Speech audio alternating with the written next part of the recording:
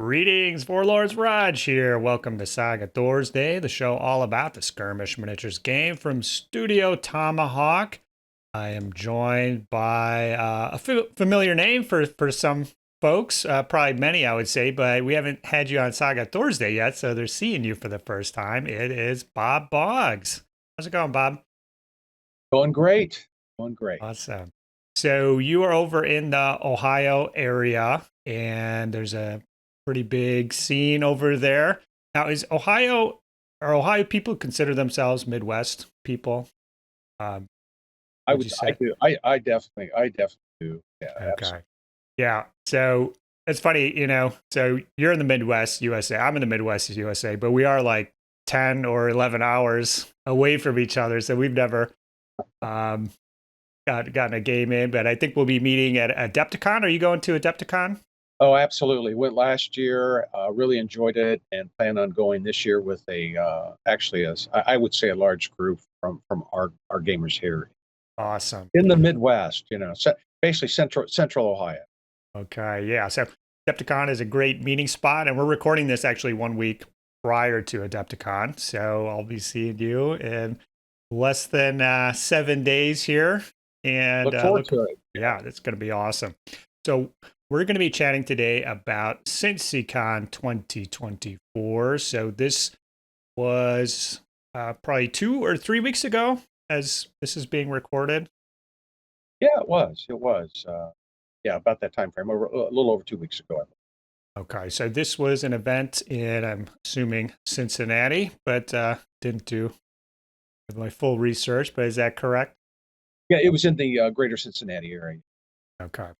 So this was a Age of Melee event, correct? So any historical book? Well, no, it was, I believe it was open. You could play whatever army that you wanted to, and you could have one merc as well. So we saw all kinds of armies from all the various. So every historical faction, whatever you wanted to take, Absolutely. was pretty much it. Um, so we're going to take a look at your beautiful successors here. So these are Egyptian successors, is that correct? I did play Egyptian successors, yes. Okay, so I've With got Sarissa. Yeah. the pick you sent me. I got that up right now. So I'm looking at 2 elephants, warlord, and probably 2 units of warriors in 12 packs, and then a unit of levy, Sarissa. So you were running the Egyptian successors. So if I'm not mistaken, these elephants have to be in a single. You're only allowed one unit with Yes, Egyptians. Is that correct? Okay. absolutely.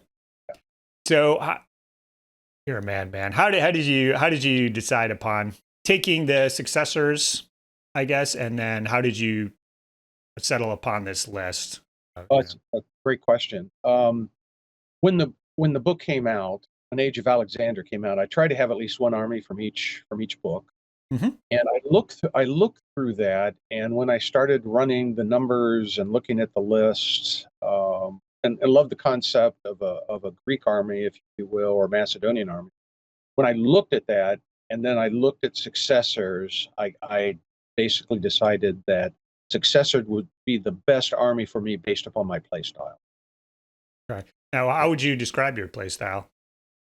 I tend to be somewhat defensive in my play style, with the desire to be much more offensive. So, in an effort to be much more offensive in my play style, because I've played Byzantines for quite a while, a very Oh, yeah, defensive that'll. shooting kind of army. So this was quite a change for me playing successors, and I began by playing the Asian version of successors. Mhm. But then, I really like the concept of being able to have levy sarissas as a screen for my army, and particularly for my elephants, if you will, because I'm investing 2 points, in them. So I need to protect them until such time as I can use them. So the army of choice then went from Asian to Egyptian. Okay, that's cool. So yeah, running the Byzantines It's tough. That'll leave like a groove in your brain, because they play so differently than the many other factions. So I can see trying to mix it up here.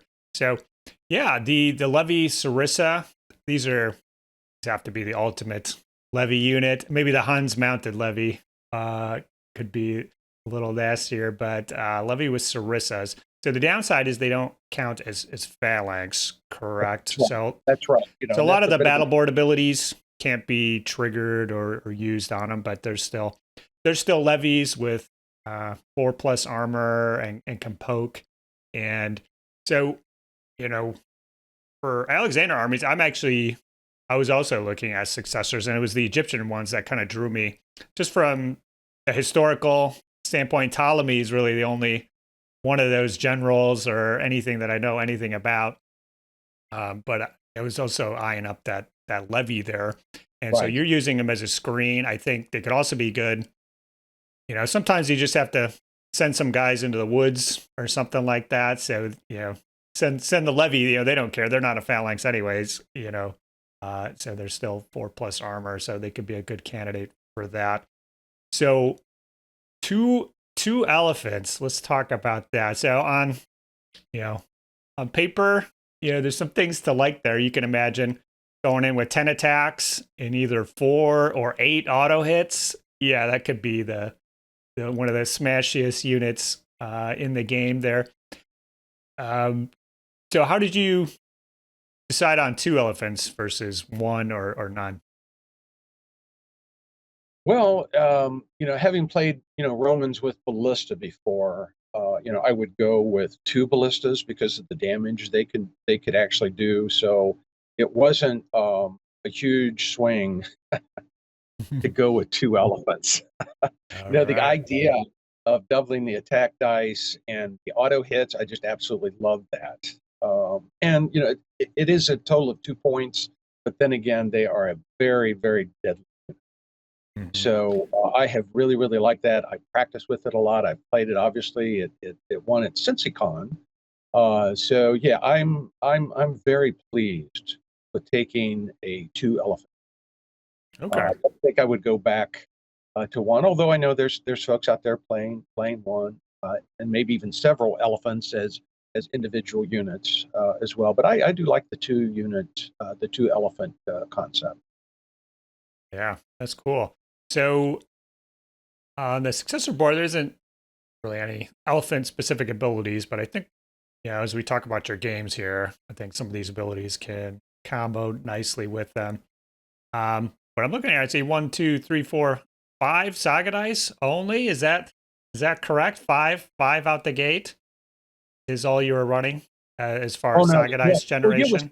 You were saying, 2 12-man war units. That's not the way I play them typically. Oh, okay. Yeah. So how do you split them up? 10, 10, 4, so I can end up 6 dice. Okay.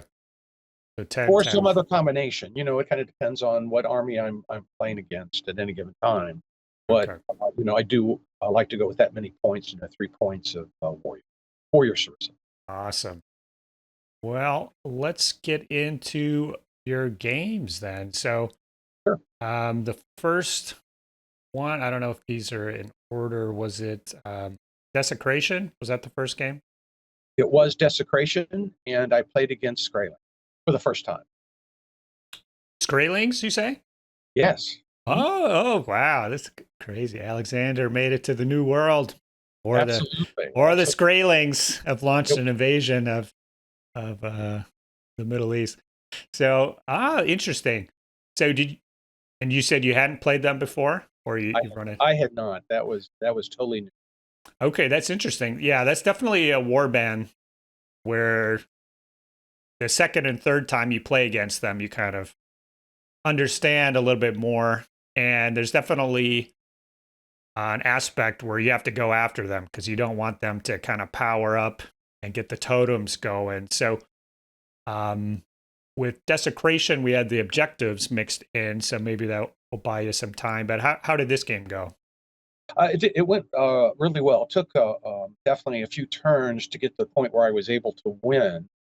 But basically, with the objectives, my opponent, a very experienced player from the Beaver Creek, Dayton area, Jim, he played them, and he played them very well.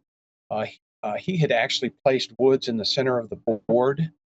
Okay. And basically, I pushed terrain as far away as I could in all directions, so I could have an open field, so I could maneuver properly. And anyway, I went into the woods right away with Warrior Sarissa, because one of my should say objective of the objectives, but basically what I want to do during desecration is take an objective as early on as I possibly can, so I'm not fighting for that the end game. So I went in, and by game turn 2, 3, I had taken an objective, and he had placed his army on the extreme end of the board, on his end of the board. So as you know, successors, Greeks, they don't march very quickly, and definitely Sarissas don't. So I had to march all the way across the board to attack him. And with the Skraelings, they had some pretty good defensive capabilities. So it took a while to work my way through that. But by the time I attacked with my elephants, I was doing some really, really, really serious attacks and blowing up closer towards the end of the game, maybe game turn. So, yeah, I agree. If you can take one of those objectives early, you can really set the tone, and, the onus is on your opponent, and you could kind of almost switch to, a real defensive stance. You just have that option. You could keep going or switch and really mess with them. So did he end up getting any of the objectives by the end? No. What I did was I lined up one of my warrior units as close as I could get to the most extended, objective, the one that was actually past the 12-inch mark, and then I marched past that as quickly as I could, so he couldn't take that. And then I kept moving forward because I actually lost more points early on in the game trying to take points from him. So that forced me to become much more aggressive. So that I could then take more massacre points. And by the time we ended the game, I had substantially more massacre points than my opponent. Awesome. Oh, nice work. And yeah, that can be a tricky first game against the Skraelings there. Would you have done anything differently, seeing how the ability and the totems worked? Or did you kind of sound like maybe you figured it out on the first try here? No, I don't think I would have done. Can't think of anything I would have done differently. It was just a learning experience against a really good and a very nice player too. Jim's really great guy. He was assisting, Adrian with setup and some other things associated with Cincycon and Saga Tournament. But no, it was a learning experience. It just forced me to basically determine how fast can I really march all the way across the board. So that was the real challenge. And of course, with successors, you have a challenge with not being very easily able to take off fatigues.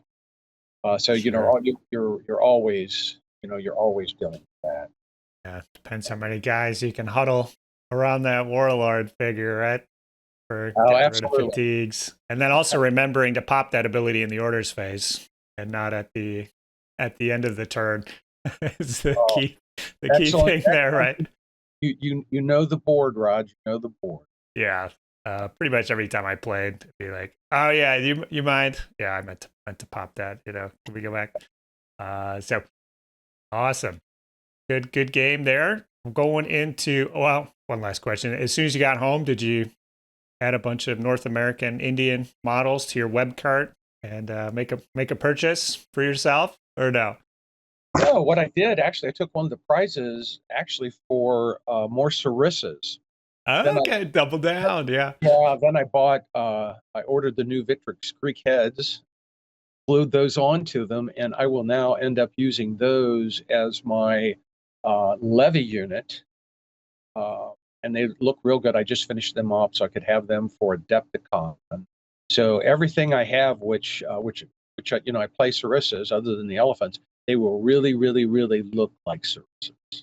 Awesome, good deal. Yeah.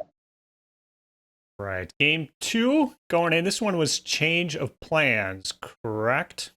Yes, it was. Yes. Okay. So this one, halfway through, you calculate some points. And then turn 5, you calculate again, and then turn 6, I think, is conquest points for getting to the other side of the map. So this one can be close at the end there. Sometimes, it's already decided after that first count I've found. But who are you lined up against for round 2? Actually, it was a new player, a relatively new player by the name of Nick. We had several new players, and Adrian placed them around the more experienced players to kind of assist them with the game. A really nice gentleman. Basically, I spent a lot of the time. He was playing Vikings. Oh wow, yeah. So definitely newer fella running the Vikings out the gate there. And, absolutely. Now he seemed to have a very good concept of strategy in general, but was new, new to the game, like a few of the other folks. And so a lot of the time I spent, explaining not necessarily so much the rules as, you may want to think about doing this, you may want to think about doing that. Whatever you do, don't close ranks. Sure, yeah. Against elephants, so don't do that, in this case, and basically helping him along with the game. He played a good game, good strategy, if you will, but he was a new player, Sure. So it went really well for me, but I wanted him to feel good, about the game and enjoy it as much as he could. But it was pretty much over by game turn. Yeah, just a straight up fight. Yeah, it's interesting to think about this particular matchup. I think if you kind of had a seasoned Viking player, there's some interesting things, with Odin, your free poke or free composite bow shot, all of a sudden, it's very risky to pop that. And then was he using a unit of berserkers or not? No, it's pretty much a basic, 4-man Hearthguard and 8-man warrior, kind of thing across the board. And then I also explained to him after we finished up some things he might do as far as changing the numbers of pieces in his units, that he would have that, ability. So, just a few things like that to help him along if he was going to continue playing Saga in the future. Hopefully he would. Always could use new players. Definitely.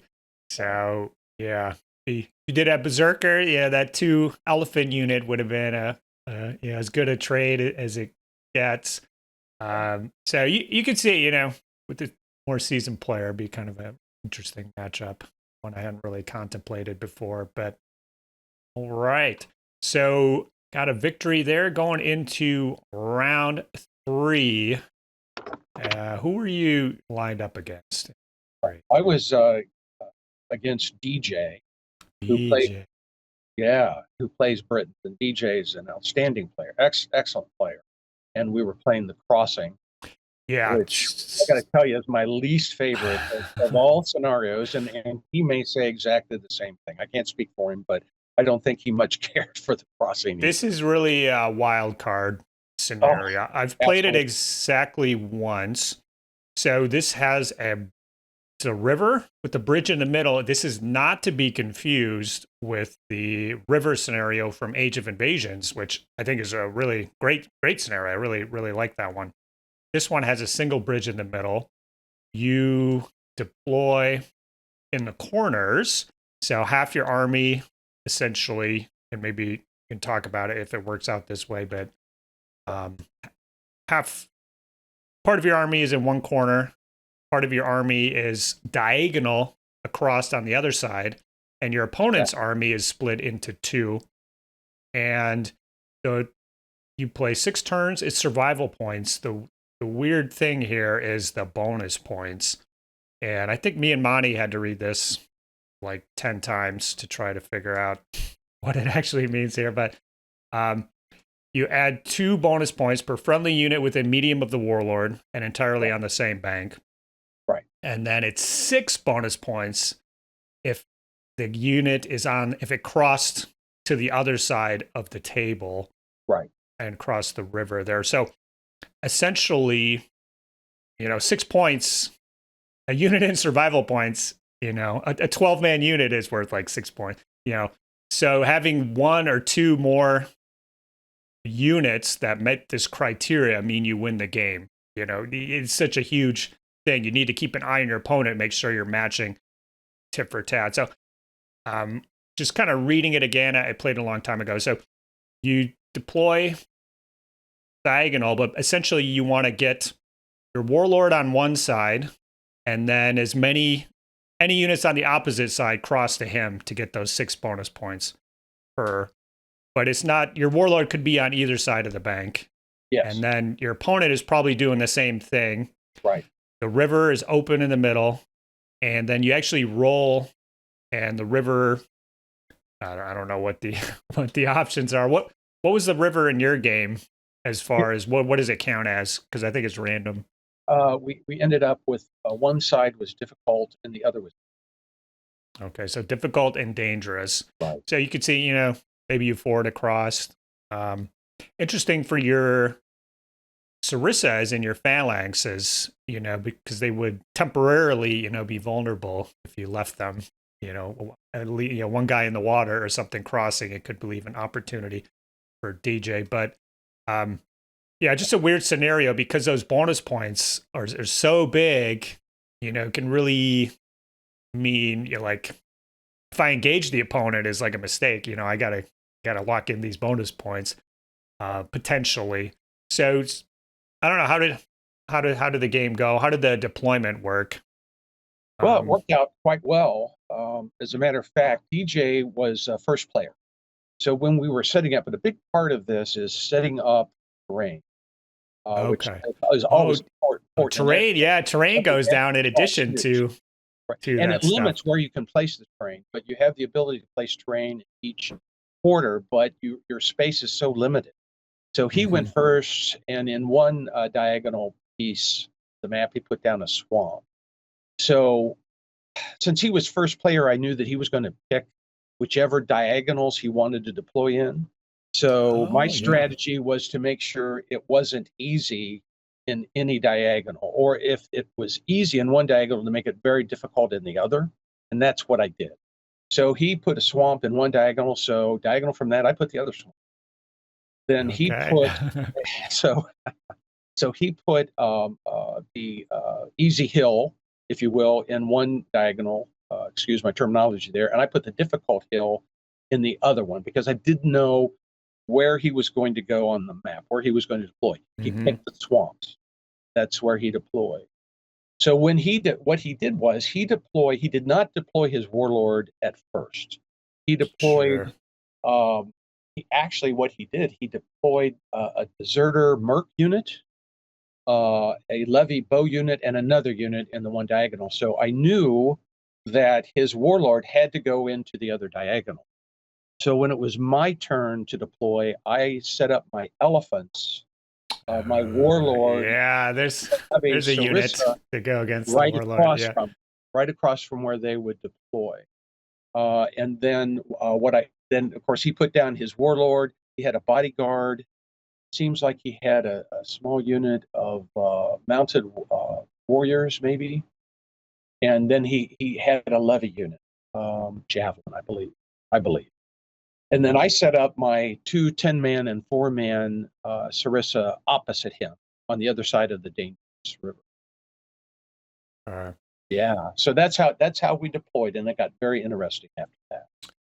Yeah, so this is an interesting one. So, he's playing the Britons, so he's got to rally around his warlord to galvanize units, makes the most. So kind of half his stuff is going to be out. So there's definitely going to be like a stronger side and a weaker side. Now the successors actually, that Panto deploy ability is the one that sheds fatigue. Also needs to be around your warlord. So you could kind of say, it's a not dissimilar where the side with your warlord is going to have a little more juice than the side without, just based purely off that ability. So he was first player. So how did he kick it out here? Go for movements or try to start a fight? What went down?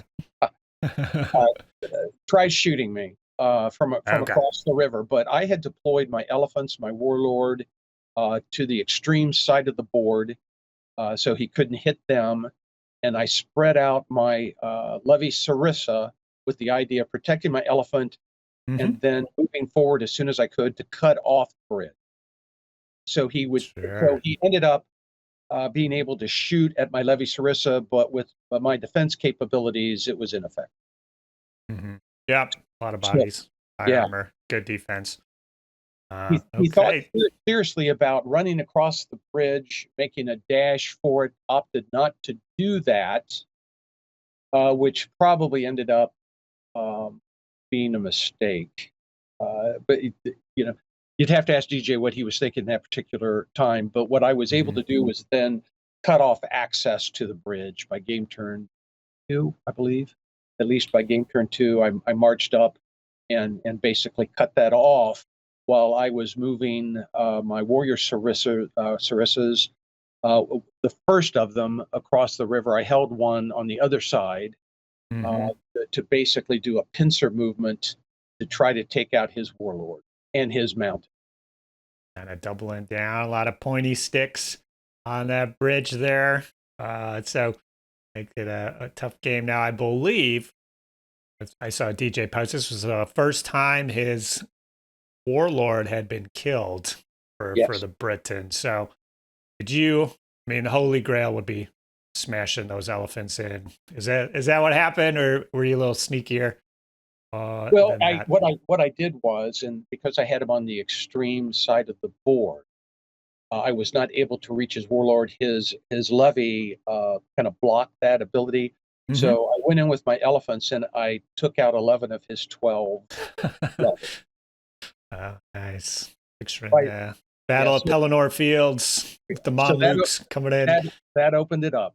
That opened it up, and then I'm sure at that point, DJ saw what I was trying to do. He's a great player, very strategic. I played him a few times, and so basically he made a dash for the river with mounted in dangerous So terrain.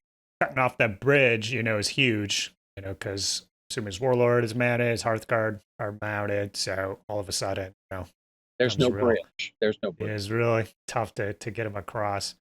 And so, yeah, if you kill the warlord too, you can't get any of those bonus points. So that's, if one warlord can make it and the other can't, it's pretty much game over. So how did you actually finish the warlord off in the end? Trying to think. Well, for one thing, I had left a 10-man and a 4-man unit across the board. The first one had come across to hook up with my warlord for the additional 6 points, as well as the levy that were still with him. But basically, what I did is I followed him into dangerous terrain with my levy sarissas to attack from the rear, and then my 10-man warrior sarissas attacked from the flank across the river when they were making the crossing. And so basically, I used both combat and sarissas to destroy the bodyguard and the warlord and I believe anything else that might have remained at that point. So that basically ended the game. The warlord was gone, was not going to generate the additional points, and my warlord had linked up with my forces on that 1/4 of the board. And pulled them down in the mud, just nameless masses, taking them out. Not a noble way for a lord to go, but got the job done. So, all right, nicely done. Yeah, DJ, skilled player, definitely interesting scenario. Yeah, so if you had played more kind of like a pitch battle, a change of plans, how would you have felt going up against the Britons in a more kind of conventional battle? I'm assuming DJ would probably have preferred that, but with your tools and stuff, you still feel pretty good, confident, or would you have been worried? Well, playing DJ, of course I would be worried. And a lot of other, Definitely. I would always be worried. Nothing is for certain, but I would follow the tactics that I enjoy, or one of the tactics that I enjoy with this army, and that is, screen with levy, attack with warrior sarissas, and then open up an avenue for my elephants to come through and do the serious damage. Sure. Yeah. You could definitely see it probably would have been uphill battle for him just because his hammer units, his warlord, his hearthguard, your whole army, Yeah. has bonuses against mounted in one form or another. So Right. you could see, it'd be up to him to get tricky and get some shenanigans going. But as it was, you came out on top, and well done. Not easy by any stretch. And there was 16 players there, so I believe mathematically, were you the only person to win 3 games? And kind of a unanimous victor, or was somebody else? There may have been one more, I believe. I'm trying to think who was. I mean, there were some really, really good, some excellent players that were there, and we saw some really tough armies as well. So I think there may have been one more 3-3 possibly. Okay. I'm not exactly sure. I know the person who came in third 1-2, and may have had a draw as well. Sure, yeah, the draw. Charlie Clay with Republican Rome, another excellent. Oh, cool. Yeah. Yeah. Can saw there. So awesome. Looks like you had a good time and a good run, and everything worked out for you. So well done there. And it's interesting. So I was kind of thinking about this after we already talked about the warband and stuff. So you could have taken a mercenary unit, and there's some really nasty stuff in Alexander. So is there a reason you didn't go for a merc? You just prefer, obviously, there's battle board abilities you want to use, and maybe you don't have the merc models, or so. Why did you pass up on a merc for this event, at least? Well, I would tell you, first of all, there is a merc that I really, really like, and that's Camel. Unfortunately, they've been weakened considerably, as you probably know, and the other folks know. A lot still of their pretty good though. They're still not There's bad. still a lot going on They there. can shoot 6. If they can shoot 6, and they're 4/4s, and they can go into terrain, so they're really good. But here's the thing: I was practicing for Adepticon. Okay, yeah. So that is a big deal there. We got events coming up. You find yourself playing to the restrictions, and just getting some practice in. So, yeah. Well, this is cool. I guess we'll be seeing you at Adepticon. So this video is coming out basically, the start of Adepticon. So I'll be running an event as this video is released. I'll be starting it, and I think you'll be playing in the Crusades, and you'll be doing the Ancients as well. And then are you going whole hog on Saga Saturday and Sunday? I'm going whole hog. My partner Jim Randall and I will be playing doubles again this year. We played last year with Byzantines. We will not be playing Byzantines this year, and I'll be playing Ordenstadt. And then I'll also then be playing in the Ancients. I'll be playing my Egyptian successors again. Awesome. So really looking forward to it. Had a great time last year. Wonderful events, great people. Had a lot of fun, and look forward to it. Well, good deal. So yeah, thanks for coming on and letting us know your secrets here. Everybody will have, if they watch it the day, they'll have a few hours to think about the next day when these elephants and pokey sticks come at them on the battlefield. So great to meet you on video here, and we will be seeing each other at Adepticon. So looking forward to that. And just thanks again for coming on, man. My pleasure. Thanks for inviting me. Awesome. Well, we will check you later. First off, I want to say thank you to Terry, Patrick, Sean, Mitchell, Scott, Frank, Britt, DJ, and the rest of the Saga Thursday patrons. Won't be doing these additional videos out, you guys. We're doing a Saga video every single week because of the patrons, and some of those will be on the channel here. Some will be on the Patreon, so check that out. you have any questions about anything in the video here, comment below. I'd be curious to hear your thoughts about Bob's list, his games, anything in particular about the battles you want to know. I'm sure we can get back to you on that. But otherwise, it's going to be it for this one. I'll check you later, folks. Have a good one. Saga! If you'd like to see more Saga content, consider joining the Heathen Army over on Patreon or popping on down to the Saga Thursday Discord server. Links below. Thanks, guys.